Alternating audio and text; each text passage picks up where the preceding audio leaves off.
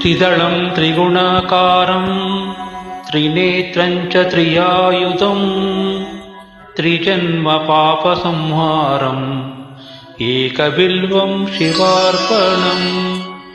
त्रिशाखैः बिल्वपत्रैश्च अच्छिद्रैः कोमलैः शुभैः तव पूजां करिष्यामि एकबिल्वं शिवार्पणम् कोटिकन्या महादानं तिलपर्वतकोटयः काञ्चनं शैलदानेन एकबिल्वं शिवार्पणम् काशीक्षेत्रनिवासं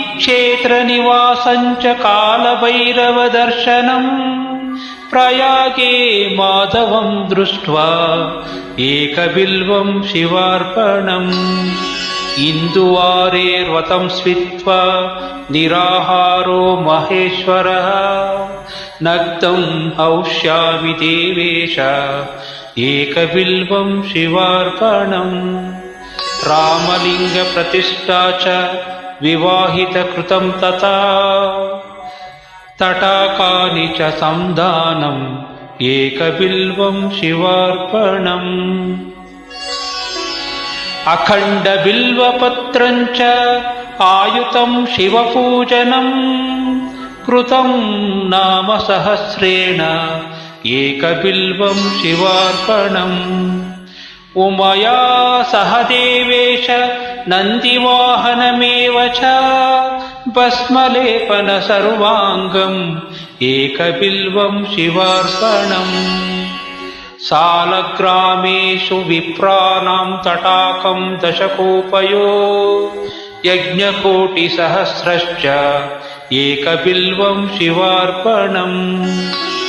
दन्तिकोटिसहस्रेषु अश्वमेधशतक्रतौ कोटिकन्या महादानम् एकबिल्वं शिवार्पणम्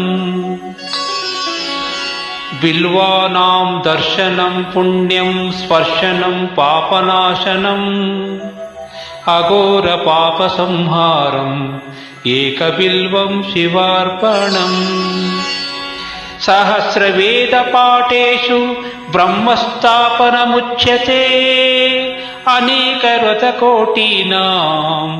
एकबिल्वं शिवार्पणम् अन्नदानसहस्रेषु सहस्रोपनयनं तथा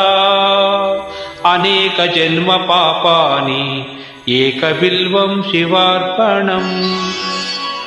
बिल्वाष्टकमिदं पुण्यं यः पठेत् शिवसन्निधौ शिवलोकम् अवाप्नोति एकबिल्वं शिवार्पणम्।